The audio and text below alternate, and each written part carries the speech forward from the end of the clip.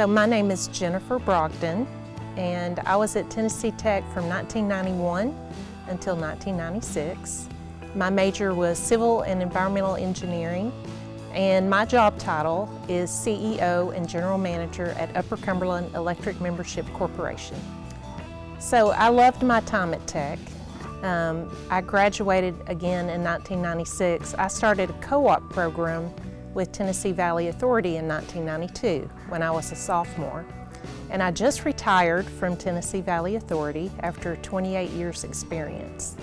And I just took on a new role at Upper Cumberland Electric Membership Corporation as their CEO and GM in January.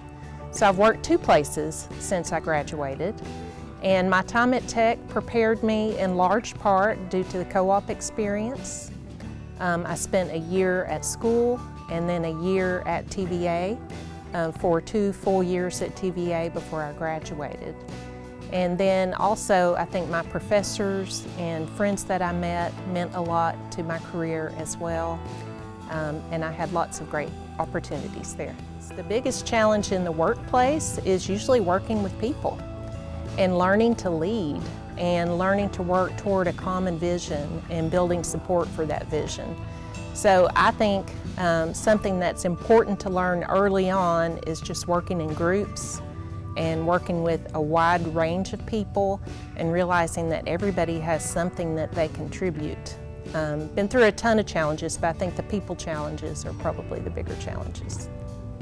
If you're thinking about any kind of career, women and young women, think about STEM, think about science, think about technology, think about engineering and math. Think about all those aspects because there's such wonderful opportunities for women. It's still a minority for women to be in these fields. And women are not only just as technically capable as men, they're fantastic communicators and they're fantastic leaders.